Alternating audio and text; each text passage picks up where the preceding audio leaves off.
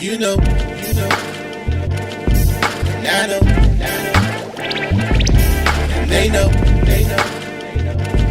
'cause we go all in. And I know, and they know, 'cause we go all in.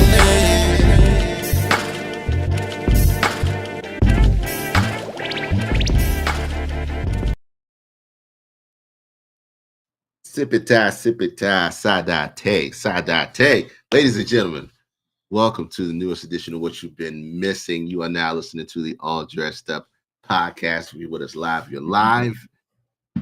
I am your man, the myth and the legend, K Dizzle DC. And two, I got it right the first time on the video. This is like this is generational right here. I got it right the first time. I usually go this way, but I got it right the first time. Tell them who you are, baby. Tell them who you Well, I'm a root for you to get a lot of things right tonight, King.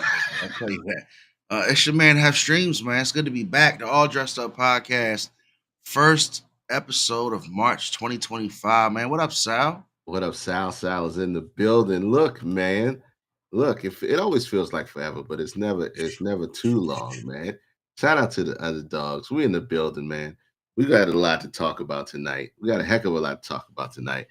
First of all, okay, let's go ahead because I know you had an eventful weekend. You were just flying in out of town. The busy man that you are, the guy. Tell him how your week was, man. Man, I gotta say, man, the trip was planned by the beautiful Shanae. Shout out to my baby. I love her so much. Hooked us up, man. We linked up with some friends of ours. We had some nice, kind of like club level tickets for the tank fight. So the tank Lamont Roach fight in Brooklyn. We there for Barclays. So I said, you know what? We're not gonna fly. We're gonna take the train. Okay. So we decided to take the Amtrak. We get over there yesterday, early enough because we want to go out there, maybe get some, nice light lunch and settle in before the fight so we can get comfortable. So as you come in, everybody, I'm telling y'all my story. Again, I'm just getting back from Brooklyn from the tank fight. So, all right. As soon as we walk in, it's like 5 minutes until our train departs. It's not like a plane. You could walk in real last minute. So I'm looking for the train. I say, well, shit, where's the train? Right? I go to the I guess the booth where the guy's making the announcements, and I say, I'm looking for the train to Brooklyn. It's supposed to be departing at 9:58. He said, I'm looking for it too. I said, oh shit. Well, what's going on? He said, I'll tell you what I know. Leave me alone. I said, sir, I didn't ask you any questions, but it's okay. I'll leave you alone. Long story short, man, the train, I don't know when it ever left DC. There was an obstruction at Union Station in DC, so all the trains were stuck. So now, being the gentleman that I am, I said, you know what? Let's throw everything in the whip. We're gonna drive, man. We just rode out to Brooklyn and we made it. It was a hell of a time. I put a lot of posts on Instagram of the experience out there, but we'll talk about the fight. But I gotta tell you what happened, man. I gotta tell the people what happened. Okay. All right. Have Streams and then they Chronicles. Come, just set it up, bro. I gotta tell you what happened. All right. So every time I travel, there's a story now. So, the plan is let's check in. Let's get fresh. Let's go out. Get to the arena early because a lot of pre-fights, man. One thing I can say, Tank put a lot of the DMV on because a lot of local, but big time boxers were there. That fought from like Capitol Heights and DC. So, it's a lot going on. So we check in. We decide we want to pre-game and get there early.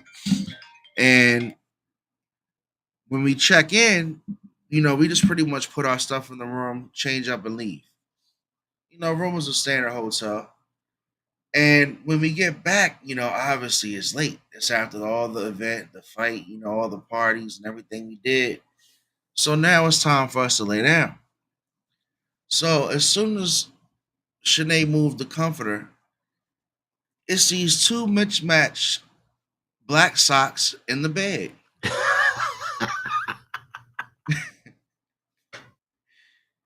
So mind you, I'm leaving a whole entire part of the story out because we've been partying all night. Mm-hmm. We went to a fight. It's 20 degrees in New York. It's fucking freezing, and my feet are screaming. All I want to do is lay down and go to sleep. Somebody beat us to the punch. So here's the crazy part. So never did we touch the bed. Again, we walked in, we checked in, put our stuff down, probably messed with some of the toiletries and stuff. The room looked straight. Yeah. Left our stuff. Come to find out, what do you think? Maybe the room is just, clean and they missed some socks. I hope. But I'm furious. It's 3, 4 in the morning. Shanae looks at me and she says, "Baby, are these your socks?" And I want to say yes so bad because that's how tired I am. Uh-huh. I just like be sleepy drunk to where I'm just like, yeah, I forgot I left my socks in there somehow. No. K Dizzle, there's no way these are my socks. We've never touched the bed. So then I look at the socks. It's a black, Mhm. it's a black dress sock, about Yeah, medium yeah, yeah, yeah. medium crew length. Yeah. Kathleen. And the other sock was a short and one footing sock. So I don't even know if the person in the bed before us, pause, was an athlete or was a businessman. I don't know. I don't know. I don't know. I don't Okay. know. Well, they were ready for both situations, but hold on. But first off, let's talk about the person who's disgusting enough to go to a hotel Uh-huh. and wear a dress sock and an and one hooping sock. That's disgusting for one. That's wild. That's crazy work. But the worst part is you got there, you drop your suitcase stuff in there, you immediately left back out. So whoever cleaned the room or supposedly cleaned the hotel room just folded the sheets in the bedspread over the socks. Now here's another hope. But again, I'm not really upset Wow. because I'm not really upset because I never really laid in the bed, but it's just really late. But it's the point, like now we're speculating, Did they clean the towels? Did they do this? Did they Of do that? course. Of course. And Nova Hotel in Brooklyn, Mm. Nova Hotel in Brooklyn. We're definitely gonna leave you a nice review. Thank you. We Please don't call them appreciate out you. like that. But now I'm gonna just finish up and say, look, they come to the room, they bring all the beddings because it's 4 or 5 o'clock. We actually considered driving back home at that time, but we were just too tired. So, Right. not to make a long story longer, but we're podding. It's a podcast, and I just want to share, man. So it's like we let the guy. He makes the bed. Brings everything from the pillowcase to the bed skirt. Okay. We lay down. Actually, while we go down and complain, there's somebody else in there in the weight room complaining, Mm. saying she had to request a deep clean. And hopefully, she got her redemption. But anyway, they come back to the room like very apologetic. Mhm. Make sure like you talk to the manager that's here on duty tomorrow. You can stay as long as you like because we know you're tired. Da da da da da. And here's how I get woke up because I decided to go ahead and go to sleep. Wake up to some knocks. It's a new cat talking about it's time to check out. I said, get the fuck out of my face. I said, do you know what we just endured? And you're waking me up after they said I can walk out of here when I please because they know I'm getting a sleep start at 5 a.m. Oh no. So yeah, man. Obviously we're gonna get refunded from Amtrak. Right. And then, Nova, I'm sure they figure something out, you know. But why is it always that I've had a couple of hotel experiences where, if it happens at night, you got to talk to the manager in the morning. And I They leave please they leave the anybody. skeleton crew. The skeleton crew can't do anything but charge you. All the skeleton crew can do is collect money for the hotel. They can't do anything and give you there's gotta towels. they gotta start. I don't know. Somebody in the hospitality industry, please talk to me about that because there's never the manager on duty that can do anything about it at that point in time. You always got to talk to the next manager. Long story short, you got to a hotel, you never really touched the room. You found two different pairs of socks, one a dress sock, and the other one was a ball b-ball sock underneath the bedspread. At the hotel, You can name it if you want to again after the fight. Well, that's bananas. And then had the nerve to knock on your door, tell you, "Hey, it's time to get up out of here." So look, shout out to the hotel out there doing it good or bad or indifferent. We already know what it is. We already know what it Man, I'm telling you, bro, shout out to the underdogs. is. I was the underdog out there. Lamont Roach was an underdog. And then you So, got Brooklyn, man, who's not set up for after parties, man. I'm spoiled from being from DC. uh-huh. But these cats, they got all of Baltimore and DC out there because, it's a big DC fighter, Mhm. Lamont Roach. So Brooklyn is basically holding and hosting all of the DMV and Baltimore. They're kind of capitalizing on the fact that Tank's a big fighter. He can net this type of crowd to come up there to their arena. Because I'm gonna tell you, they probably sold more tickets for that fight than any Brooklyn net game. Mhm. So we're in the arena. I gotta tell the podcast, man. I gotta tell the people Go because I'm ahead. shocked. Go ahead. So times are changing. So we're in the arena. And again, we got a nice section. We're in one of those like club level parts where you can sit there and eat, and like all Mhm. the food's right behind you. And I'm looking around, and it's like 50 blunts lit up in Barclays, yo. I couldn't believe it. I said, "This is incredible. I'm in heaven." But one time, I decided to not bring some grass with me. Mhm. Everybody's in Barclays hitting a J, Yeah. watching Tank fight in front of them. It looked like the Coliseum. It looked like the 2025 version of the I'm Yeah. looking around like this is a whole new day and time. Yeah. And I mean, so the after party, man, we get up in there. They should have really respected us a little bit more. Like the sections at these little clubs are offering for like $1,500. You and I could barely sit at a table. What's You and I could barely sit at a table, Kato. So they're talking about for 8 people. This is a section. Man, it was highway robbery, Well, you man. look, man. You look. It's New York. There's nothing big in New York but the buildings themselves. So look, But that's my story, man. Thanks for sticking with me, man. no. What's up, Mayonnaise in the chat? We just heard about your horrible hotel experience But we had a great and the trip though, train that left Kato. you and the train that left you. But I want to talk about the Tank versus Roach fight decision really quick. You want to talk about it? Let's talk about it. Where, Okay. where, where you at?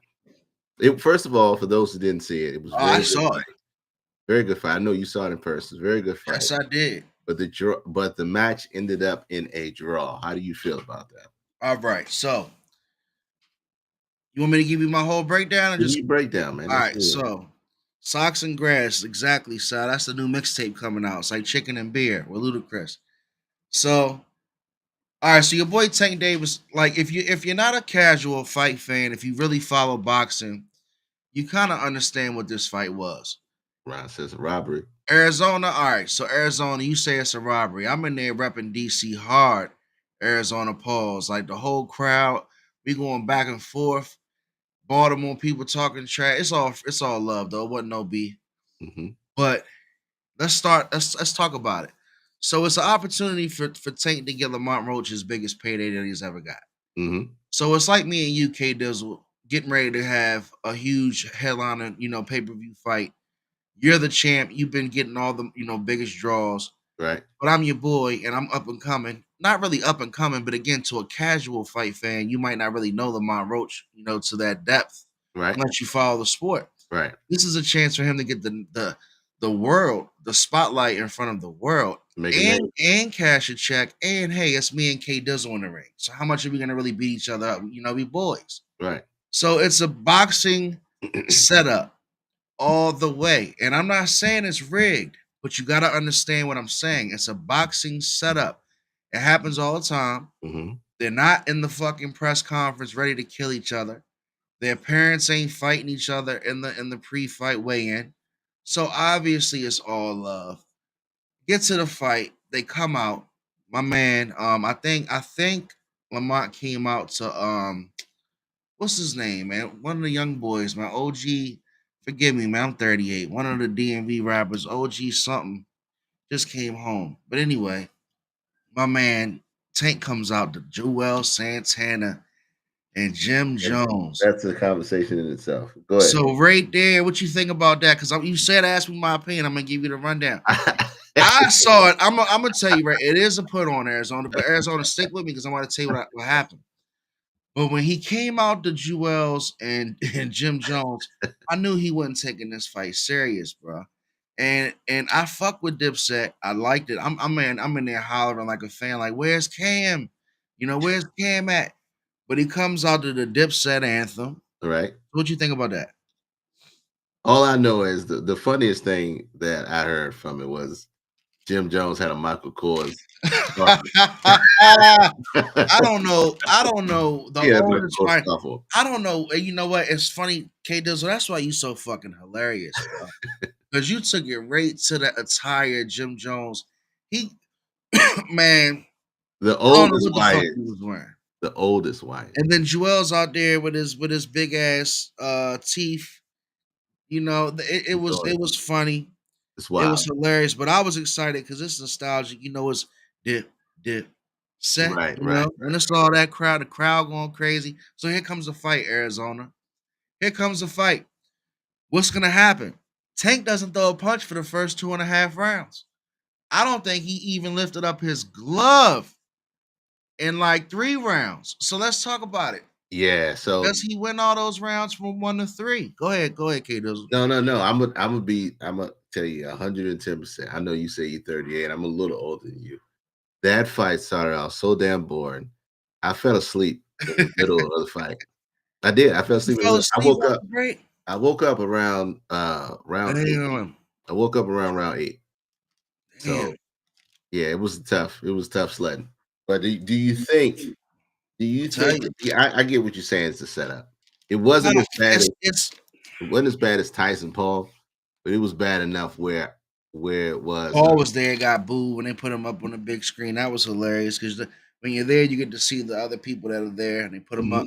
But it's a setup. So Arizona, all of a sudden, like the way the fight has to go, Tank doesn't start fighting usually until around till around 9. 6, 7, 8, Yeah, right right? there 9.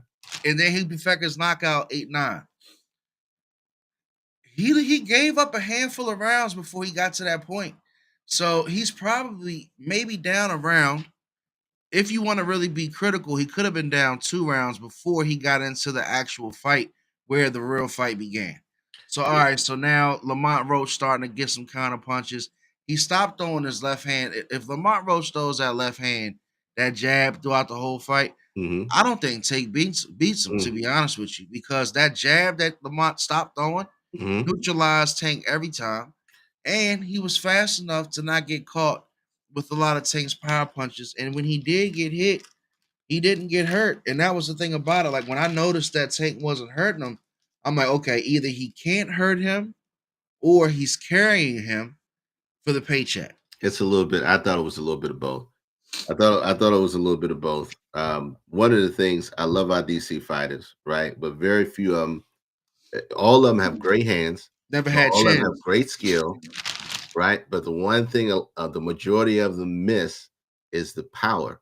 Yeah. Is that pure power behind it? Even Sugar Ray. I mean, that great skill, great hands, quick, but they just missing on power. And we saw that through the night. You know, I love Gary. I love the Russell family. Gary Russell, I think, he great skill, great power, but he just couldn't put the kid down. Yeah. But it was just Valenzuela, he should have knocked Valenzuela out. Oh, he should have definitely knocked him out. I agree with you. But I think they're gonna run it back. I think it's gonna run it. I think what was interesting more than anything else was you already know how DMV feels versus Baltimore. DMV is completely separate from Baltimore, so it was a great night for the city and for the area. And I think more than anything, it just showed how close we are versus how different we think we are. You feel what I'm saying? So Yeah, I I think they're mean, both great fighters. I think Tank Davis might have carried them a little too far where it came to a draw. A lot of people didn't agree with it. It will always be talked about when Tank took a knee because of some hair grease in on what his was forehead. that? Yeah, that What was was that? The yeah, whole crowd was like, "What the fuck was that?" yeah, that was crazy. I never seen anything like it. And then he got up off the knee. The referee didn't give it a Didn't count it. clean break. Didn't count it. Didn't count it, which was crazy. So it will Terrible always be a refereeing, by the controversial way. That fight. referee did a terrible job. Always be a controversial fight moving forward. They will run it back. We'll see it again. We'll So see all the the people way it that is. put the easy money on Tank lost because it was a draw. Yeah, yeah, So if you put the easy money on Tank, that would have hurt. yeah, for It sure. was like negative 1,600 odds Yeah, it to was bet crazy. on Tank. The numbers was crazy. So look, I want to move. I want to move a little bit, and I will say, Shanae Woolborn, it is your fault and your fault alone for the fact that we are bringing this up right now on this podcast because we talked about it a couple of weeks ago, and I had to go see for myself, and I got You hooked, joined the bandwagon. bro. I got hooked beyond Oh, belief. welcome. Okay, it took me 72 hours to get through these 7 episodes. Right. Welcome. If you have not watched Paradise on Hulu with Sterling K. Brown, you are missing high quality television at this point. Okay. High quality television. Where are you going to start? Because I can go a whole bunch of different places, man. Because this is Man, crazy. I just think it's like the writing is great. They got me hooked. They got me liking the show to where I don't like it because it's getting me back every week. Just giving enough information to get me to come back and see what happened, what is going on, who's the killer, who took out Kyle Bradford, who killed the president. Hmm. And then the whole aspect of it now not even being one of the 25,000.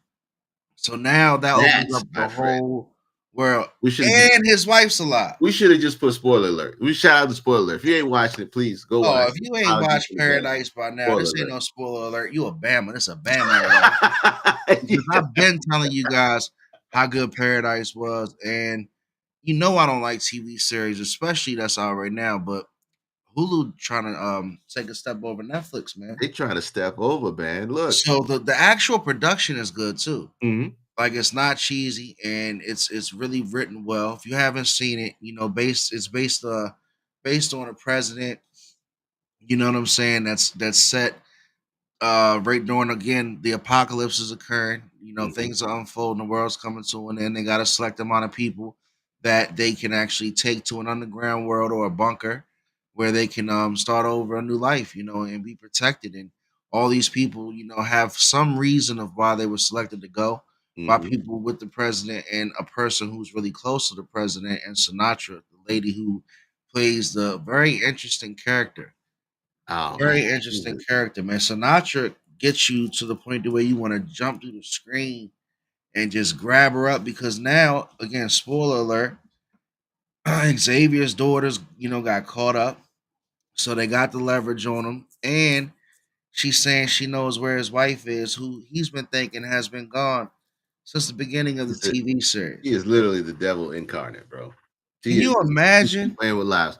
So Paradise is basically if you remember the movie 2012 when they built boats, this is that movie, but they built a bunker, and they didn't tell anybody. Only people that knew were the rich people, and they chose everybody how they wanted to go. It wasn't about money; it's about choice, who they But chose. the wild part about it is, as you watch the series, Hmm. what unfolded to cause the apocalypse hasn't necessarily cleared out the entire So population. so yeah. So look, we don't want to mess it up too much more for you. It's good, man. Please go watch Paradise on Hulu, man. This show is out of control. It's just taking a super turn. It's like the past 3 episodes really taking a super turn. When you first start getting into it, they don't tell you what it's about, which is why for some people, like for me, when I first watched the episode, it started off a little slow. But once you start to understand what really It's like happened, a roller you start coaster. wanting to keep watching it, digging deeper. So look, go watch Paradise And on Hulu. Sterling K. Brown's doing a phenomenal job. Sterling With K. you. Brown is killing it. Shout out to him. An He's Emmy got for this, man. he's got an awesome podcast on YouTube with his wife too. Hell of a podcast on YouTube with his wife. Yeah. Before I go into the next section, which is brand new, fresh, we're gonna try out. I do want to highlight um, the Climbback series, just dropping a new video about Los Hermanos Tequila. If you are Yes. not watching the Climbback series by Have Streams Media, please do yourself a favor. You are doing yourself a disservice. Go to Have Streams Media today and watch Climbback series. This is talking about two guys that actually two black guys that started a tequila company and they went and sourced everything and did everything from scratch. It is an awesome interview. You guys make sure that you go see it, you view it, you share it. It is every video that he's been doing so far has been killing it. Been really killing it. But again, I know you wasn't expecting this. I'm doing this anyway because it's important. Climb Back series. Just tell them if they don't know what it is, tell them what it is really quick.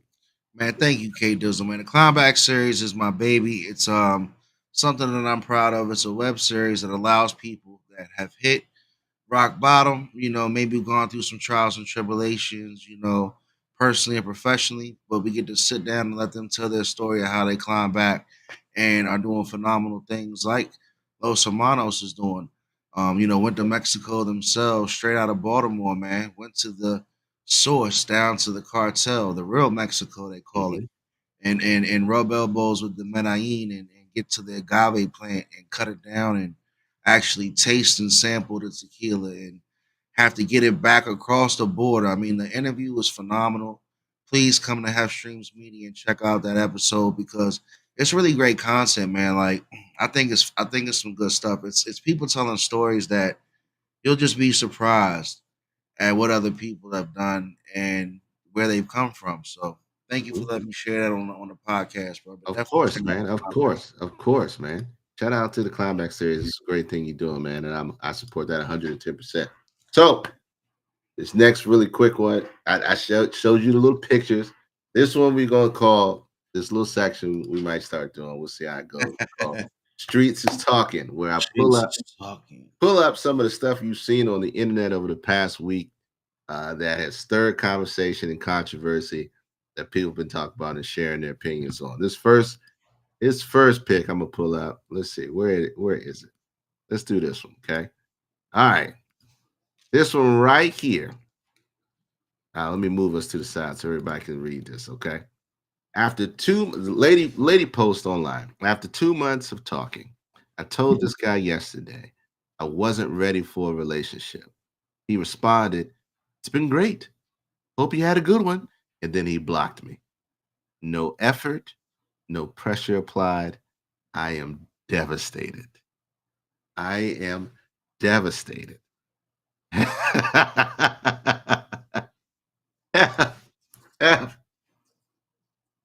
What, if anything, is wrong with this picture, my friend? Well, it starts out with the whole part of what she said after the 2 months of talking. She didn't know what she was doing. Uh-huh. With all due respect, bless her heart. After 2 months of talking, I told this guy yesterday that I wasn't ready for a relationship. So he responded, "It's been great. Hope you have a good one," and blocked him. So maybe he got his heart broken. Maybe he thought it was more than just talking. But what is that? It comes down to what she felt. Like, if she set the boundaries, I'm not mad at her, K Dizzle, to be Mhm. honest with you. If she let him know what it was, but if he had the entire aspirations of being in a relationship, I think 2 months is long enough for dating to figure it out. But why is she devastated? She's a girl. She's gonna be What? she's gonna be devastated. If he and That's the most if he masculine if, thing if I've he ever said if he said go to hell, I hate you, she'd have been devastated too. So seen. either way, she was gonna be devastated. But like I said, she talking for 2 months. How many months was she gonna talk? That's a fair question. So look, really quick, man. If you reading this in the chat, please tell me what you think about this. I think more than anything, I think the problem we have here is yes, you didn't put 2 months worth of work in, right? And then you come up to a guy who's also investing the time, and then you just out the blue say, "Yeah, I don't want a relationship." From a man's perspective, that automatically says, "I am no longer interested in you." Right? I'm no longer interested in you. I don't want to have a relationship with you. The fact that she is thinking that there should be a different type of conversation or response, she's thinking that somebody should apply pressure. Why would somebody apply pressure when you've just told them you don't want them? Why stay somewhere where you don't want to be? And and I think this gets caught up into some of the games that people play, and they end up playing the game by themselves, Yeah. right? But you said that a billion times. It's a cat and mouse game where if you sitting here and you trying to do something and you want the opposite, It's not how relationships should work. That's the childish game that we play when childish games get childish prizes. And so I you got to be able to look at that and say, all right, that's my bad. That's on me. 110%. I mean, I'm not ready to go hard against the girl who posted it. It could have been a guy's fault because he could be like really thinking it could have been more than what it was. I mean, how long are you talking? Like, you got to be clear with your communication. Like, I'm telling you, man.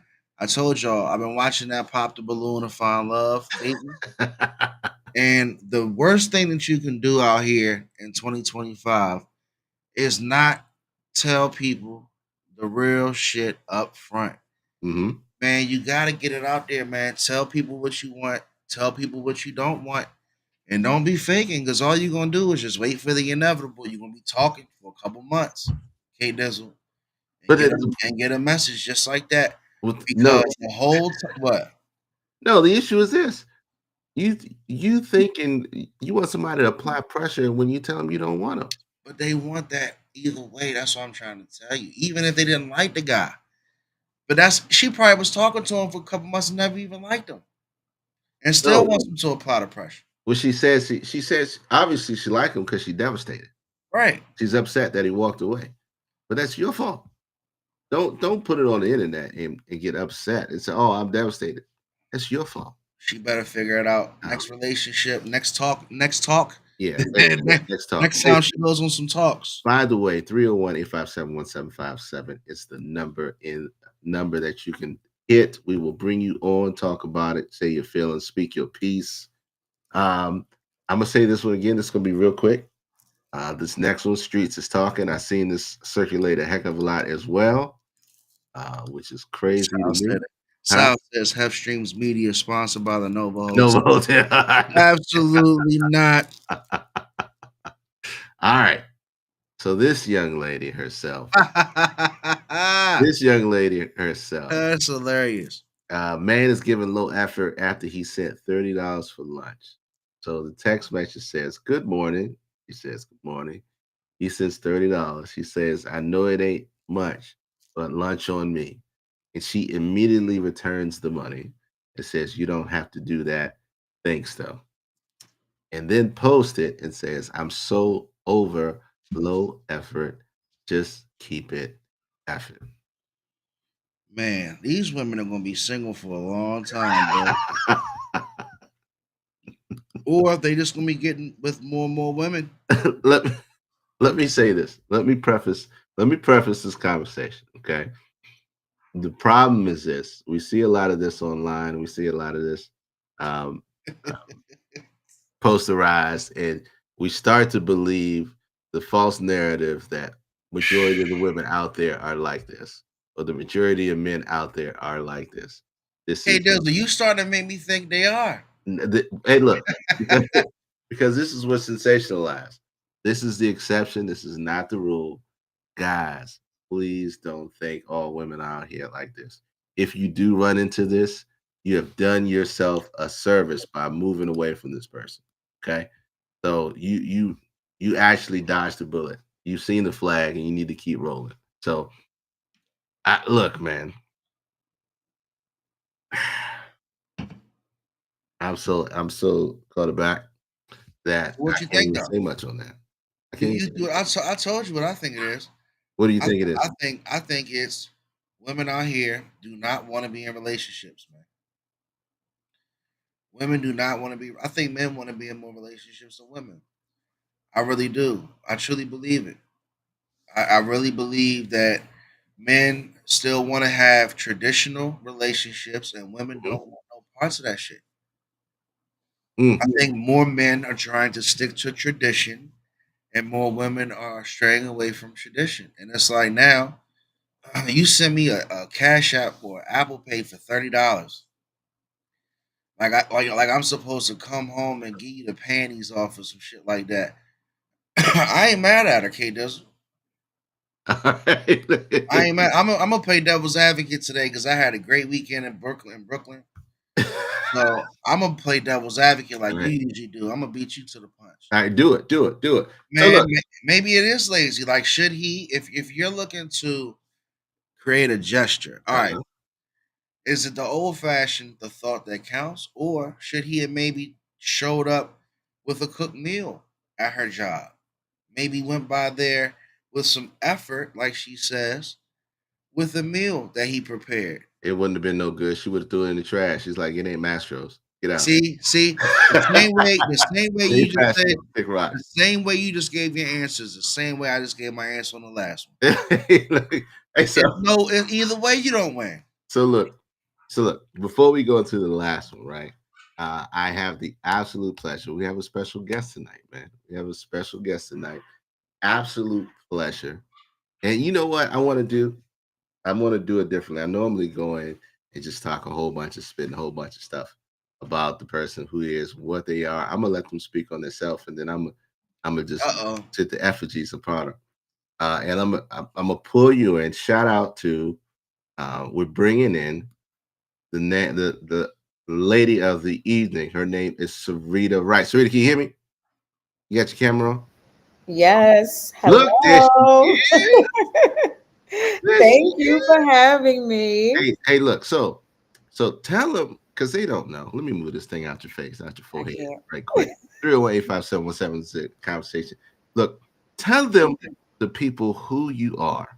Okay, tell them people who you are. Okay, well, my name is Sarita. Some people call me Riri. I am a PG native, Mhm. but spent a great deal of time in Brooklyn. So shout out to Brooklyn. I loved hearing all of the happenings that's going on in Brooklyn because I have not been back since I moved 3 years ago. Um, but I think what a lot of people know me for is being in the cannabis industry and spending time as a voice to uplift other voices in the industry, as well as my earlier work going to New York and working in the fashion industry and working in media and communications. I currently work for the state of Maryland in the Office of Social Equity, where we support 191 to date newly minted licensees here in Maryland. So across retail, cultivation, micro grows as well. And it's been an exciting time to come back to the state where I certainly had my first joint in Largo, skipping school, and very full circle being back here and working for the community that I really do love and that I have, I want to give back to in this way because I really believe in the power of this plant. So hold on. So look, shout out to Riri. She being real quiet on it. It's So it's a lot to remember. I know. So look, she was one of the co-founders of a group called Astro Hayes, and I put it on the screen right now because one of the things that they did was they took and highlighted women and people of color in the cannabis industry to put them on to help them move along, give them the resources, build the community and the brand so they can use that to create generational wealth in that sector, in that industry. So very pivotal on moving the needle to helping our people get into the industry, create a brand, and become successful entrepreneurs in that business. I mean, look, another part of her that she just talked about as well, which I want to pull up in a second too, is that new job you got in the city. We thank the Lord for you coming back to the city as well. Okay. Okay. Shout out to you with this Maryland government, Sarita Wright, the new communications public affairs manager, All right. strategic OSC. communications and affairs manager in the state of Maryland. I love when our people come home and come back and recontribute to the community, and it's big. And so, look, Hef, more than me, this is for you. Holla at my girl. She I see you. holla at my girl. Hey, look, we was talking offline, right? And I was like, hey, I was like, so what you got for me? She was like, first inclination. You talking about weed? Absolutely. What you want, man? What you need? Talk to me. So welcome, Sarita. I really appreciate you and your presence this evening, and thank you for Thank joining us. you.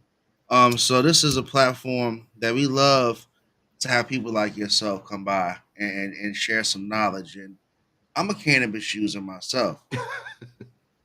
What you got there? This is To answer your question, this is Xanax, Znackz. Give him a free promo. It's an indica. I got this from a Brooklyn dispensary. Okay. But yeah, I want to ask you, what like a lot of people talk about the dispensary business, right? Hmm. And I know it's a tough business to just jump right into, but I've also heard a lot of people coming up with a lot of money and starting out and not finishing the process. Is that common? Or like a lot of people like jumping in and not really being prepared? Do you know? I know you're not really in that side of the Mm. business, but what do you think Well, about that? I think it varies. No, no two scenarios are the same. There are some people who do have more access to capital than others. There are some people who've gotten to this industry and it really was a lottery. You know, Okay. the license fee was this amount. They put their money in, they put their application in, and it's like, oh, Shiza, I have a cannabis license, and they may have no idea, have never run a business. So their learning curve might be a little bit different. So no two scenarios are the same. I think it takes a lot of grit and resilience. I think it takes a lot of just allowing yourself to be in the industry. And what I mean by that is like go to the events, go to the conferences, go to the community cultural events, because these are your consumers. So you want to know, like, culturally, like, what are people doing, like how do they engage, what interests these folks. Um and that is what I really appreciate, at least about Maryland's program, is that there are programs and services that our agency provides to these new licensees to help them get operational in a way that in other states does not exist. And it did not exist when I even started in the industry, almost 10 years ago. So just like any other new industry or venture, a state or government might set up, a small business agency that has grants and services to help kickstart that local economy. Cannabis didn't have that. It did not have that. And so now it's such a privilege, to work with a governor that really believes in it, saw the necessity of it, and created an agency to help facilitate that need. Yeah. Look, I want to follow up with one quick question too, go ahead. Kate. What do you think, Sarita, about what's up, Erica? And hey, Ma, what's up, Ma? What do you think about the I don't know if I want to call it the growth of public consumption, but it seems like now because the dispensary scene is so popular, you see the consumption of marijuana so much more freely. Like I was saying when the podcast came on, I was seeing people, and I don't want to be hot. I'm not the police, but smoking in Barclays Arena. Like I was like, this is I wild. know. Wow, right? I mean, but let's be honest, right? Half is it half? You Yeah, got it. Yes. yeah, We've because been smoking and lighting up in public places for decades. You know what I mean? At the go-go, like, we've been doing it. I do think that it's more, in some ways, socially acceptable. Um, I also think that there is a lack of safe spaces to actually consume. And there are laws that say that you can consume, but they have really kind of tied your hands about where you can consume. So you're just kind of like, well, I bought this product, it's legal. What is happening here? So right. It's funny you say that because the dispensary that I go to, shout out to Remedy in Baltimore, treat me very well. They have a big dispensary that has like arcade games. They have like ping pong tournaments. They have PlayStation tournaments, but you can't smoke. So it's like they want you to hang out there to buy more product, but mhm. the signs are posted all around because of these laws, like you say, to say no consumption on the property. So it's a catch 22. But once they Yeah. figure it out, I'm all in. Yes, me too. And there are some places that I've been. I went to Las Vegas in December for a really great conference, cannabis conference called MJ Biz. Shout out to MJ Biz. It was a whirlwind in Las Vegas. You can imagine. But there is a beautiful dispensary slash cannabis lounge on the Indian reservation. I can't remember right now. Okay, Dizzle, I will follow up and give it to you. And I mean, I think after one day after conference, I spent half the day there. Like, choosing what I wanted. They had a dab bar. They had infused cocktails, 5 milligrams. They had oh my God, an outdoor space. They have all kinds of nights, wrestling night, taco night, bingo night. They, to your point, have simulated golf, but like it is a place that they have curated, and their benefit of also being on that reservation Yeah. has also given them a bit more flexibility. Right. Yeah. Where are you Right. located? Are you in Brooklyn? No, I'm here. I live in Baltimore. I Okay. live in Baltimore. I'm from PG County. All right. And this is like it's a whole new world for me. But I started smoking late because of like I was scared. In case there's on me to overtalk, you want to jump in, jump in. But I was one of those guys. I was scared because like my mom and my grandmother, like we lived in the hood. We grew up in Suitland, and like we was out and about the neighborhood. But like in our house, we didn't smoke it. Yeah. So I was afraid to smoke weed until I was like 18. Like Right. I really started late just because of my family. You know what I'm saying? Yes. Smoking the devil's But lettuce. Right. But since I started late, I realized the medicinal benefits and a lot of the things that it helps me do because like I'm a creative, but I also work a lot during the day. And when I come home, K Dizzle will tell you I light up one or two and just like the land for my daily activity. Yeah. I mean, some people have wine. Other people, like you, want to have a J and just unwind. You might want to have an edible. I think that we're all looking for that same kind of release and just kind of closure to our day that kind of cements that like work is over, relaxation, family time has begun. And, I know for me, I like not having a hangover, not feeling nauseous in the morning. I like to have an edible and it peaks to a certain point. And like you, as a creative, I know I'm like, oh, okay, now I'm in my zone, or whatever it is. So I do appreciate that we have gotten to a point with the products that we have now, with the different strains that we have now, and just the knowledge, I think, about how the plant can interact with us that we did not have before, and we certainly didn't have a lot of access to. I never knew anything about the plant and the breakdown, K Dizzle, and Sarita, because with the dispensary education that you get when you're a frequent customer like myself, you've got this whole new terminology of like things that you look for. So it's Yeah. like you always heard of THC, and that's what they test it for when you do a test for marijuana. But they talk about the terps, Sarita, Yeah. and break that down. Like, what's up with the whole terp thing, and how is that like the new craze when it comes to marijuana?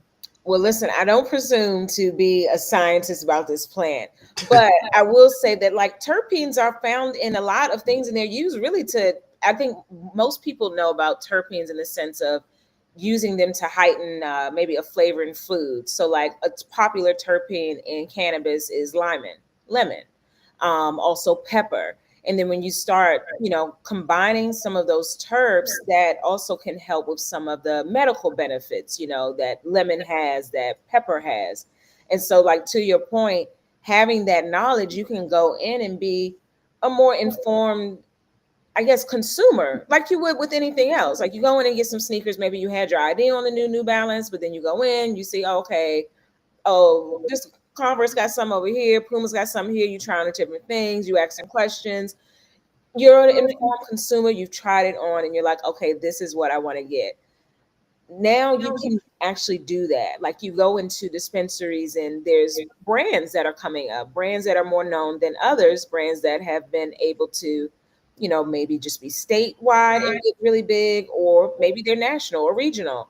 Um, you are able to go in and try a strain like what Hef has, and able to go back next week and say, okay, I want that again. That was really good, right? And you know how it made you feel. You know the effects that it had. Versus, I was just telling a friend of mine, I was like, I remember one time going down Central Avenue somewhere. I don't remember when we crossed over to DC. It was one too many of us in the car, and we should have gotten pulled over. We should have been in school. Like all of the things wrong, we were absolutely doing. But we got some weed, and who knows what that was? Nobody could tell you. Right, right. You just got what you got because that was what was available. And you hear weed smokers now, now Sarita say like, "Oh, well, this ain't like the weed we used to smoke. No, it's not. No. This ain't your granddaddy's weed." And I'm like, well, "What is that? Like, what was he smoking back then?" Right. I mean, I could see on the one hand how it was, more definitely more organic and probably less chemicals and pests, things like that. Um, on the other hand, you don't know. You don't know because half the time it could have been absolute trash. It It was so was lit. illegal. It was like there's nothing That's all even. we knew. That's It all was we knew. illegal. It was the weed man. And you We was knew going we to can get jail if they a caught you. dime or a nickel or whatever we needed at that moment. That part. I'm saying, That part. the mama said the weed I had back then isn't what you have now. Trust me. Yeah, Look, she looks at me like I'm crazy. Like that shit you smoking. I don't know about that. I'm like, relax. That shit I'm smoking is prescribed. Thank you. what Do you have smoking? your medical card? I was gonna. I do. I'm part of the MMCC, and I have the whole login to my state account. I gotta renew that actually this week. That's something. Okay. But yeah, I like it because I go to the dispensary. I don't gotta pay taxes. I get to cut in line. I get the benefits of being a medical member. But what's your and then K Dizzle I go try ahead to and tell tell me people, yeah. what's your favorite strain? What? Oh, well, I have a few. OG Gorilla Glue. I feel like you can get that pretty much everywhere, and it's like consistent, like That's a good one. McDonald's French fries. I like Northern Lights. I like Red Congolese. It's kind of rare, get it out West Coast, but I haven't had that one, K Dizzle. That's different. that's a good one. Yes, Write that down. Red Red Congolese. Congolese. And not a lot of cultivators, also do that one. So it's nice when you can get your hands on it. It's a nice, steady, even type of high. I think nice clarity, focus. So if you want to kind of do some work, get some things done, it's really good for that. Yeah. So Love this always conversation, said- man. I've said for years, but we need to legalize it and tax it. Legalize it and tax it. Pay for our schools, our roads, all that stuff. You're gonna find it, man. You're gonna find it. It's just a matter of time. You're gonna find it. But legalize, tax it, and then just the industry in itself. We know that it's a growing billion on hundreds of $1 billion industry moving forward, and it makes no sense to keep it illegal. Just legalize it and tax it. There are plenty of examples where they have done that in those states, and they have funded their schools and their infrastructure, and it has become a great source of revenue in keeping other types of revenue down, from either property taxes or states or sales taxes, things of that nature. It just, Absolutely. we just gotta be smart about it moving forward. And I think there are a lot of misconceptions about cannabis industry as a whole. Again, Oh yeah. too many people still that say it's the devil's lettuce. Still don't know what the positive attributes are for it. So Absolutely. I mean, can I just say really quickly? One, I totally agree. I think cannabis can do a lot of good, and not to plug the agency, but I will say that's one thing that I do appreciate about the state. There is a cannabis reinvestment and repair fund. This fund takes a portion of the taxes from the cannabis tax sales, the legal sales here in Maryland, and it goes into a fund for all of the counties in Maryland. It's based upon a data set of zip codes. So there are like the disproportionately impacted zip codes over a 20-year period that, were over policed. Funny enough, lots of them are in Baltimore City. The majority of them are also in PG County. When I look at them, I'm gagging. I'm like, I've lived in like 3 of these zip codes. Like I live in one of those zip codes now. Like this is insanity. for sure. But so each quarter, the Maryland Comptroller basically deposits hundreds of $1,000s, $1 million. It depends, right? Because of each zip code into the county fund. And then the county fund is to disperse these funds to local nonprofits, leaders of youth programs. So we did town halls and we do a survey to find out what do Marylanders want this money to be used for. We put that in a report. It goes to General Assembly. But there is money that is coming back to the state for the purposes that you're talking about. And so we want more just constituents to know, because it's good to know that, oh, there's a fund that can help with mental health programs and youth services and speed bumps on the street. It cannot go to law enforcement training. It cannot go to law enforcement at all. But this is an example of cannabis doing good and that money being used to actually heal communities that, were harmed. Also, I want to have, is this your mom? Did you say mom?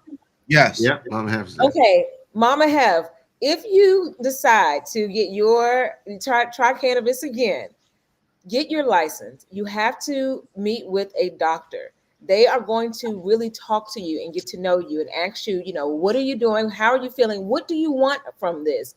It may not even be about getting high. Maybe have a sore back or something like that. And you just need a transdermal CBD, you won't get high, but it gives you the medical effects that you don't always have to pop an Advil or Tylenol. So Talk to her, Sarita. Tell her. there's some other options, and that is the benefit of having that medical card. Like your son said, some of the additional perks, the no taxes, the skipping the line, all that good stuff. But it can help some other ailments medically that you may not have considered. Migraines, all that good stuff. Oh my All that stuff that a God. lot of people deal with. Yeah. So look, I want to tap in. I don't want to make it a whole cannabis section, right? But I want Yes. to tap into what what's your position at the Maryland within the Maryland government of social equity. So What is my position? Yeah, well, you know what the position is. I don't know. Yes. You're in the Office of Social Equity. Talk about that and some of the things you do with the community. Absolutely. So I manage and direct the communication, the public facing communication. No 2 days are the same. We might be trying to build a campaign for public awareness. We might be planning to table at MBE night. I might be drafting a acceptance of speech, real story for the governor to accept a cannabis award at a summit. And I'm crossing my fingers, hoping that his team keeps, as much of it as possible, right? Because who doesn't want to say, they wrote a cool speech, right?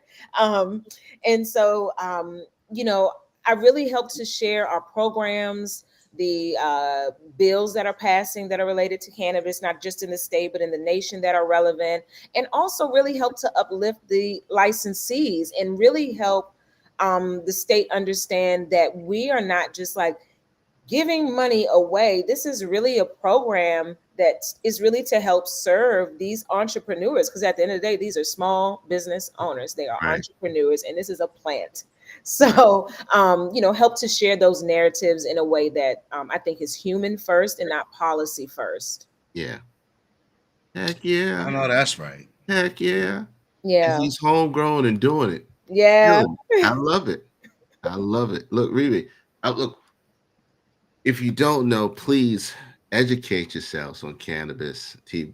Everything that it does. It's more than just a plant. It's more than just a devil's lettuce for all you boomers that call it that, and everybody else who just thinks it's something that it's not helpful to the community. There's a lot of things that people are actually benefiting from in such a major way for our community. But more importantly, if you are involved or want to get involved in the industry, seek out those who have the information, like the Maryland Office of Social Equity, that goes out there and puts this stuff out there so that you are aware what to do, how to do, and how to do it the right way. I know there's some laws. There's some laws in Maryland, right, where you can grow a certain amount, correct? You can, yeah. We have home grow laws, which even I can do 2 plants that I have, since I have the MMCC registration. I can do 2 plants. Yeah. So just it's easier to make the right decisions if you know what the laws are. And you know what you're legally okay with doing. So moving forward. But yeah, man, look, Riri, I'm gonna go. Look, we usually do an hour, but we're gonna add some extra on here because I want to really get into this. I want to talk about this. We brought you in, and I want to bring you on this too, with this Streets is Talking section. This last one that I'm going to put up. Okay. Okay. Last one that I'm going to put up. It's gonna be a doozy. Mama Hef, I know you got some words. on this. But look, let me post this right quick. Okay. This is stuff we've seen on the internet that people be wilding out about, right?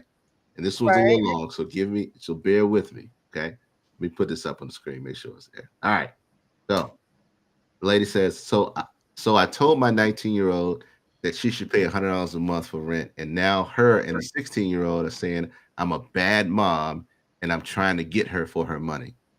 Mind you, rent is $15.50 where we stay in the MF hood.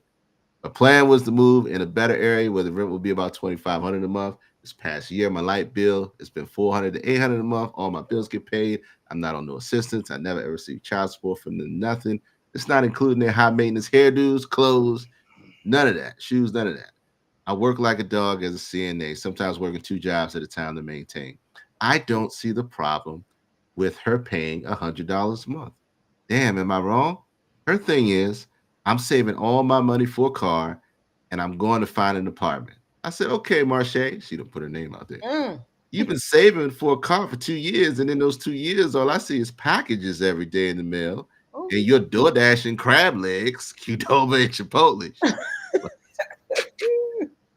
I don't like bringing my business to Facebook, but my mama is gone, and I need some real advice. Am I wrong for wanting her to contribute? I mean, she's making $20 an hour. She works full time. She has her own space. I don't see how I'm a bad mom for suggesting this. Okay. Long story short, mom says, okay, 19-year-old, you living here, you working full time. I need you to kick in $100 a month. And now she starts getting blowback. Okay. She done went down the line and all that stuff, right? All right. Look, Riri. Riri. What you say, Riri? What you say? Come on.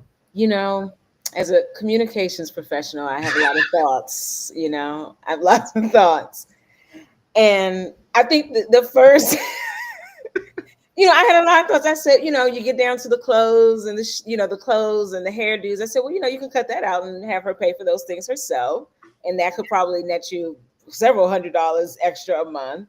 Then, when you went back and read it again, and I said, well, mama said should. So it wasn't a definite. So it seemed like it could have been the start to a conversation. But then she took it to the internet, and I was like, I understand. She doesn't have, seems like maybe a close confidant that she could tell this to. But then I go, well, why don't we have a therapist or a counselor? I don't think all the things need to be on the internet. So again, I had so many thoughts as a communications professional of what was here. I hate that it seemed, like it's gone to a bad place, because it just seemed like it was the start of a conversation that they probably could have got on the same page. Like either, you contribute financially because maybe this is my goal. This is where I see us in the next couple of years. And or this is still the goal. This is where I see us another couple of years. So I'm going to pull back on your clothes and your shoes, and your hair. You take care of that. You're 19. I'll help out with maybe the big things, but if you want to spend $200 on some shoes, maybe I'm not doing that anymore, right? So I see multiple scenarios. So hold on. Here you go, super analyzer. Hold on. A lot of scenarios here. Look, your communications degree kicked in. Half. Mm-hmm. Go on with it, Half. Well, to me, I really analyzed everything just like Sarita said she did. And I think Marche has, she has a choice on her hands here. She can pay the $100. She can cut back her crab legs or her Qdoba and Chipotle. Or she can, roll out and go pay $15.50 somewhere else. And she can have all the Chipotle she wants and do whatever she wants to do in that place for $15.50. But if I was her, I'd pick the $100. Well, that's my simple analysis of this. I mean, you're 19, you're making $20 an hour. That really equates to like $10 an hour in today's economy. So she's not making much money. So, I think she wants her to understand principle. But I think her putting her out there about her clothes and all her personal things, she went too far with that. But the $100 a month for her to learn responsibility for a place to, pay for a roof over her head, that's not a bad thing. Not a bad thing at all. Not a bad thing at all. Yeah. I think I at least pay for my cell phone and my car insurance. Yeah. So, My mama wasn't playing that. You was gonna pay. You want these things? The cell phone was definitely a luxury. Cell phone's Yeah. definitely a The luxury. pager too. She was like, "Oh, you want a pager? You're not a doctor, so you will certainly be footing this bill, Sarita." So, I want to glaze into this really quick because I know we're going over time. Basically, this really quick because this speaks to a bigger issue, right? And you see, I got the ticker on the bottom. Let me put the number 301-857-1757. It's the number you want to come in and say, speak your piece, whatever you want. We will bring you on, be you live. If you're crazy, we'll cut you off, but we love you anyway. Your relationship with money, what does it look like? Right? Because when I read into this, I read two different aspects. Okay. We got the mom working, still taking care of the daughters. Um, but the daughters don't have any real semblance of money, right? They have goals, but they don't have ideals of goals, right? They're ideas, they're goals. They say they're goals, but they're ideas because based on what mom says, drop shipping crab legs or whatever the case may be, or DoorDash and crab legs is where all the money's going. Yeah. So they're not really seeing it until mom's like, all right, well, you need to start chipping in, and now it becomes a whole situation where, they make it to be defensive or offensive to them, saying that you shouldn't be asking me for money, and therein lies an issue, okay? Because now you're seeing the selfishness of them only wanting to invest in themselves and not in the things that are surrounding them. So they don't have any idea of what pays what or what things cost. Right. As a kid, when we get a cell phone and our parents pay for it, we don't know what it costs. We don't care. We talk smack until our cell phone's taken away, and then we act right because the access is gone. And then Marche's probably thinking, well, Ma, I'm making 19.50 an hour so I can buy all this Qdoba and all this other stuff, so I can not be stressing you for that. So I shouldn't have to pay $100 for rent. Like at least I'm buying all this stuff on my own. Mm-hmm. So maybe that's her point. Yeah. So let me ask you this question, Hap. When you were younger, who or where did you learn about money from? Oh, that's a great question. When you say learn about money though, what what aspect? Like what do you When mean you were about younger, what was your the idea? lack of money? Huh? No. Or the like the way money is used or Well, let me, because I know that's a question, right? That you got to Loaded really question. think about that question, right? Let me ask you the first question, okay? What is money to you? okay, let me put it like this. My mom never gave me advice on how to go to college. Okay. And I'm not putting her down. I love my mom very much. My mom gave me advice on how to be a man and take care of my family. Okay. Like I didn't have a dad growing up. So she installed me to having to understand that look, son, you're gonna pay bills. There's something called bills, and you're gonna pay a lot of them for a long time. So let's let you get started at a young age. So I had my first job when I was 14. Mm-hmm. So my first job was sweeping the floor in a barbershop. So I was working for money at a very young age. Mm-hmm. And then 15, I worked at Hardee's. And 16, I worked at Big Lots Furniture. And at 17, I worked at Walmart. And then I got into the car business, and you know how that went. Mm-hmm. So I learned how to make money and pay bills, and then how to establish more bills because I was making more money. Mm. But unfortunately, I didn't necessarily learn how to invest.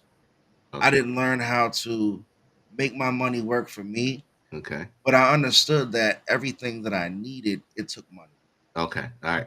So, Riri, ask the same question. When you were younger, who or where did you learn about money from? I would say my mom definitely. Mm-hmm. She tried her best to teach me like good money management. She introduced me to not CDs, bonds, savings bonds, Mm-hmm. because a girlfriend of hers at her job introduced them to her, and Mm-hmm. so she was got me a savings bond every month. That's what we used to get my first car. Wow. Um, but I can't say that I was good with money. I was terrible. Oh my God. My mom for years tried to get me on the straight and narrow. I mean, when I moved to New York, like again, I had to pay, my cell phone bill and my car insurance, which wasn't a lot. I had a Mercury Topaz for crying out loud. Like car wasn't Shout out even to Mercury Topaz. made back then. So you already know. But when I moved to New York and then bills started coming every month, I realized, I said, wait a minute, they come every month. I was like shocked that it seemed like every time I turned around, I was paying for bills, even though like I started working really early, but it was because I wanted stuff. I wanted a Right. material things drove me. Um, and so I even changed my birth certificate to like move my birth date up so that I could get a job at Cinnabon at Landover Mall. I was so pressed to work and get these jeans I saw Mariah Carey wearing in the video. I said, oh, I would be up against the wall immediately. Swinging in the first check. I was terrible with my like, oh my God, terrible. So My mom tried everything. Like, so and the reason why I'm asking this question purposefully like this because we all have different experiences and relationships on how we grew up with money. We didn't know what it was. We didn't know how to use it. We just knew that it was there, and we use it as a resource for what we wanted in the moment, right? And this is the same picture that we all get, same conversation we all have when 20 years later, right? We say, "Oh man, I if I had known to do this with that," like Hef said, I knew I made money to pay bills, and the more money I made, the more bills I accrued. And Sri says, "Well, I started working, and then I got my own place and did my own stuff, and I saw bills come, and I was like, cool, let me pay them." And then they came back. They came back. So, in the thing about it is the conversations, truthfully, in a lot of households about money and finances are not had. And the only way we develop those relationships with money or ideas about that money is when we're in the thick of it. I think where we come from, a lot of the conversations that we had were about financial survival, and not necessarily financial growth or having a vast financial literacy. Like a lot of the things we learned were how to get money to survive, and like I learned that I was frustrated because my household worked very hard, you know what I'm saying? And like the one bill that they might let go when things got rough was the cable bill. Mm-hmm. oh So yeah, I knew when I went to watch my favorite like wrestling program on cable and cable was off, I'm looking around and like, all right, it's tough right now. And I yeah. would always have that feeling in my stomach like my cable is never gonna get cut off. Mm-hmm. Mm, So, So so sometimes when we grow up, we and develop depending on your household. We all from the same area. You know, we learn because some of our parents are in survival mode because they're taking care of us and right, just managing, right? And that is a learned, inherited experience from the previous generation. And even if, like some areas in PG County, stuff like that, still affluent areas, that conversation still isn't had because then we go and we just supply all the necessities or the things that we think for our children, and then they don't have any concept of the cost and the value of money and what they are afforded to. right, So yeah. I think to your point, for like my experience, it was like things were vague or the context wasn't necessarily in the proper place. Like, okay, so I'm learned how to balance a checkbook, but like I don't have any real money to balance. So what yeah, how, we only really use this, it just, no one's talking about, you can get life insurance and use it as a bank and ETFs. Like now I'm, on my Charles Schwab account, like, ooh, what am I gonna buy today? And how many shares of this I can get? And look at the ticker going up. And just trying to be better, well versed. But I do think, the school system does us a disservice by not having some sort of financial literacy as a part of our educational programming. Because, I mean, think about it. As soon as you go to college, the first thing they're offering you is a credit card. And I remember getting my first credit card, I think it was a Discover. $10 a month seemed, of course, I have $10 a month until you don't, because you spent all your money gallivanting around Daytona. That was me. And I'm like, what is my $10? My mom has me on, a strict budget here. So it can get yeah, out of control real quick. Yeah, I will say this too because I've got kids still in the school districts now. Yeah. They do give financial literacy courses, but Good. it's like it's one elective, and they may see it twice within the 12 years. Yeah. And so, they're teaching. They give them, okay, you have a budget. This is this is your monthly budget. This is this. They play like a little town. You got a job. This is how much you make, and that's just only for a semester. And the fact that we don't emphasize the other things, i.e., compound interest, i.e., investments, i.e., Mhm. in stocks, bonds, tradings, things of that nature that create wealth. We don't even skim the surface of that. We don't even skim the surface of how credit works, how credit cards work, things of that nature. So I think because we grew up in a different, again, sometimes survival mode, or the conversation was very vague. Mhm. The conversation was very vague, or it's like, all right, well, you go work a little job, you go and make your own little money, and don't, don't worry about that. We have to make sure that we change the idea of the mindset. Like some people still live in the scarcity mindset where they say, it's hard. I'm only got money for the Mhm. next bill, or I only got money for the next thing, or I got the money for the next thing. Or the toxic one is, I don't make enough, I'll never make enough, or I'm not good enough to get enough. Yeah. When we need Scarcity. when the truth of the matter is, when you sit down and do it, you're really in what's called an abundant mindset, where no matter what, if you look at it, for the most part, most people, not everybody, you always make enough for what you need. You always it becomes down to getting to know your numbers, getting to understand and making a budget, and actually develop some good habits. And you'd only do all these things by seeking help and having these conversations. And the reason why I named this tonight was the relationship we rarely talk about is we talk about money. Because either one, we're too prideful because we don't want to tell everybody the next person because we're sometimes judging ourselves against them, or we just don't want them to know our money business. Two, we don't know where to go and seek help.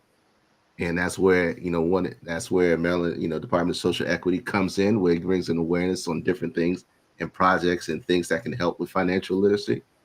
And three, we just stay in that mindset. We just stay in that survival mode. And we don't want that to trickle down to the next generation that we have moving forward. So when we talk about money, it's first and foremost good to know where we are with it, to have a real honest conversation about ourselves where we are, and then seek professional help. Seek real professional help. Just the same way we need therapy, we do need a financial advisor. They cost money. Everything in this world costs money. If you want something, you want to get better, you want to grow at it. This podcast costs money. This podcast costs money. Whatever it is you want to do, it's going to cost money to get you in a better mindset. But you have to invest in yourself Yeah. first and foremost, because the last thing we want to do, any of us here or any of us watching, want to be working at the age of 85. We want to buy our time back and figure out a time where we can settle down, relax, retire, and actually live. Right. I don't knock the people that work at Walmart that are older, because some people just want to get out of the house and do something. But it's the difference between wanting to and having to. But And if you we, also got the fact too, guys, that everybody wants a financial blueprint. Everybody wants that game plan, and we're like, okay, so I take X amount of dollars and I put it here, and then I go there and I put X amount of dollars here, and then it's going to yield this. But that's not the case. So unfortunately, it really comes down to what you see around you. Mhm. Like it takes me to see a friend make an investment for me to be like, okay, well maybe I can do that too. You know what I'm saying? In most cases, because a lot of people aren't self-taught, especially with money, because that's something that people don't want to risk. So it's a gamble. Even though that investment might be a gamble, it could be a much more beneficial move than spending money on clothes and shoes. But it's just that lack of education, which yields a lack of confidence to you're just squandering your money away. I did it for years. Oh yeah. Oh, Oh yeah. my God. Oh my God. The money that I see, it's like it's staring at you in your closet, or It burns a on hole your in your pocket. That walls. old And fashioned. I think, that the mindset too, so much of it has been passed down to us, and you might not even know it. You wanted something and somebody said we can't afford it. That it gets into your subconscious, and To your point, like my mom, she would buy HBO, for a show, and then it was, but she wouldn't even buy it. Like you usually got a deal when the new Mhm. show was a promotion, so you got to watch HBO for like 30 days for For free. If 30, that was in 90 that days. time, she was Yep. gonna watch her show, cut that thing off. It wasn't in her budget for that. And so you hear that a lot. That's not my budget. We can't afford it. Putting it on layaway.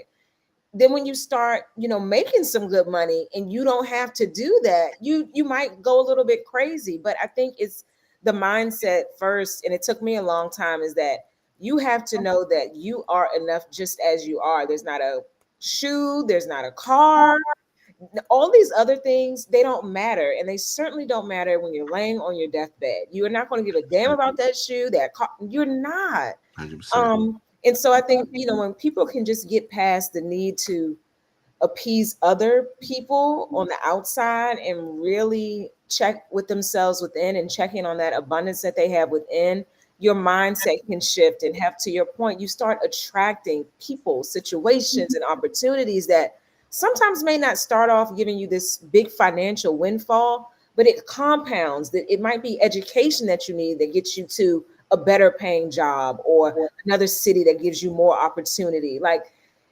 my mindset had to really change, and I had to let go of some of those negative times that I did have with money, where it felt like, damn, we can't get nothing. You know what I Right. mean?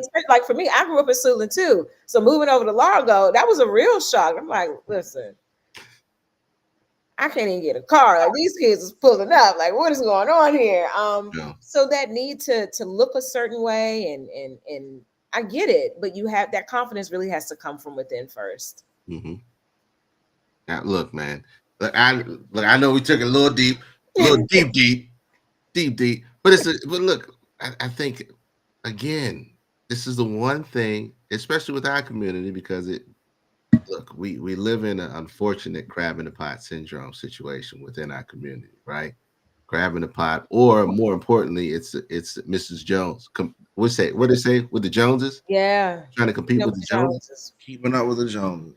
keeping up with the Joneses. We all damn Joneses. We all live on the same block. We all just trying to make it out here. And if we're honest with each other Yeah. and figure out ways, if I know something that you don't know, if you know something that I don't know, and we can share that knowledge and information, and we both come up, that is the way we need to move forward. And when we talk about money, that's the only way we move forward. We not need to get out of the survival mindset and thinking that, hey, it's never enough. It never stretches far enough for what we need.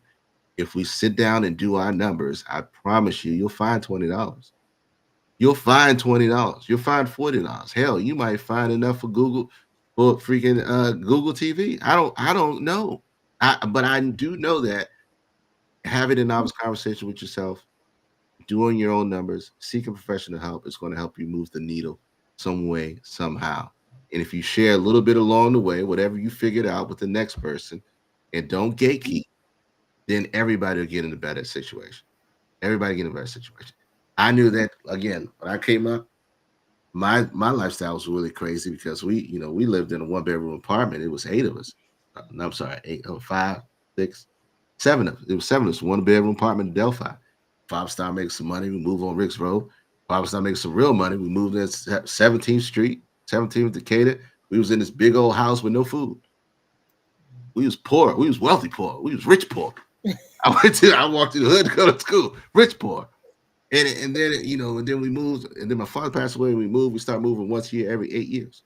And so it was just a matter of, okay, I know what it looks like when I have. I know what it looks like when I don't have. I know what it looks like when we making it. I know what it looks like when we barely making it. But that's another thing too. Like a lot of people don't have that actual advantage of knowing how to make it with nothing.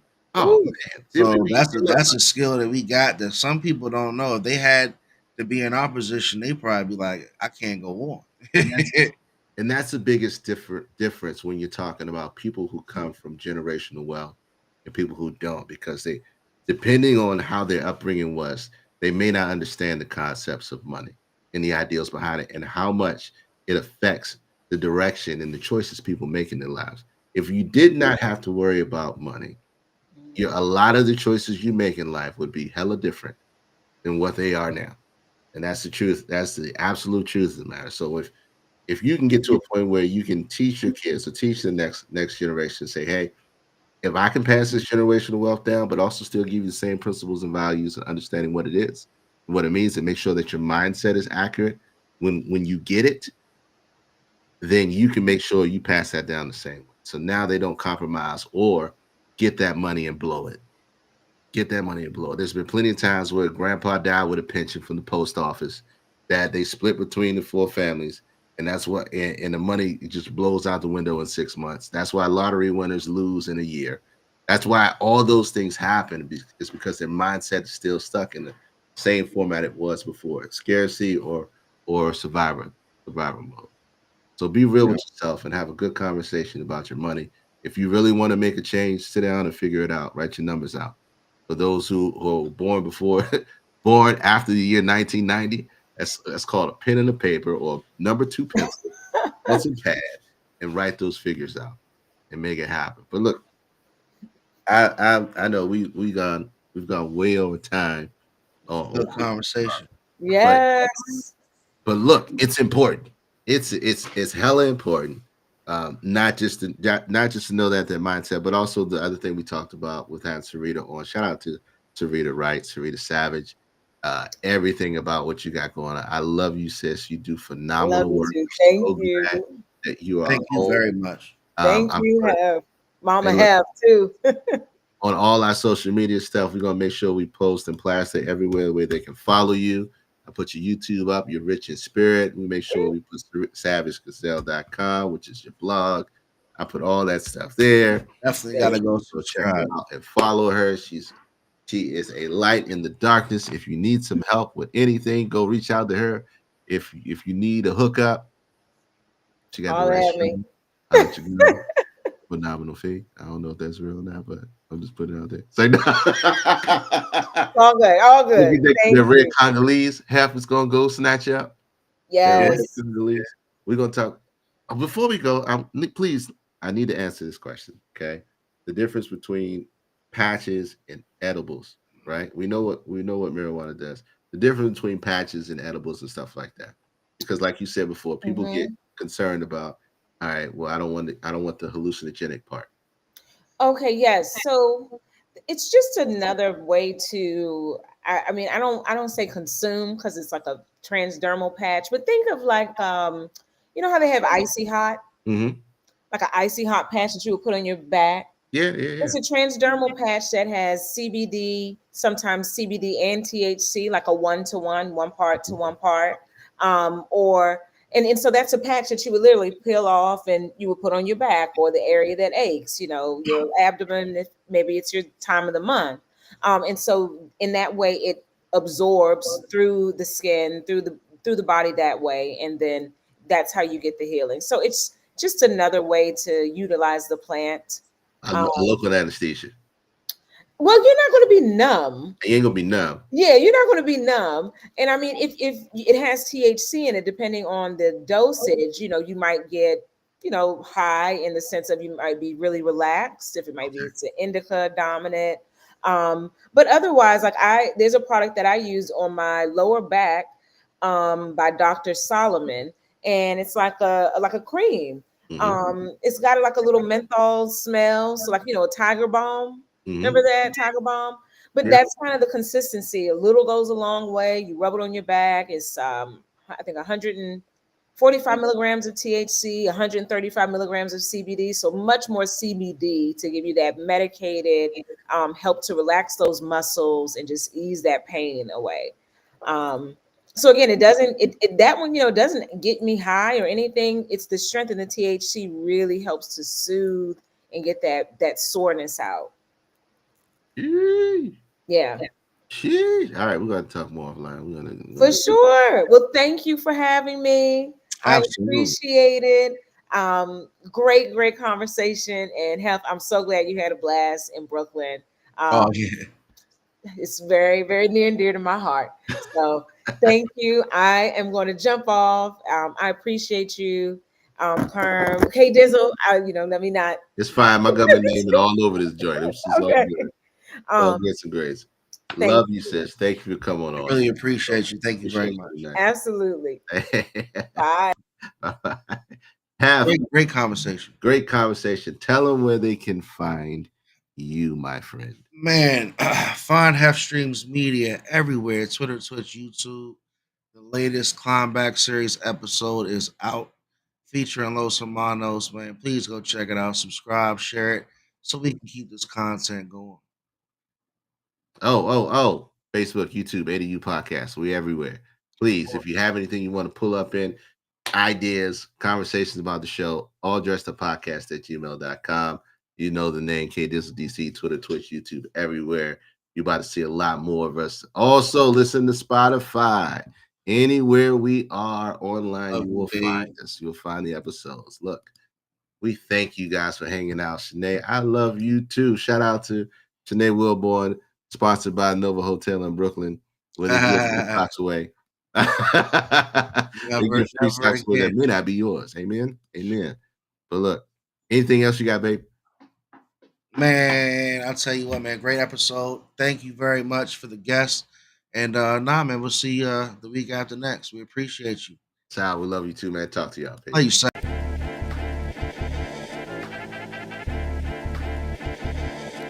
You know, and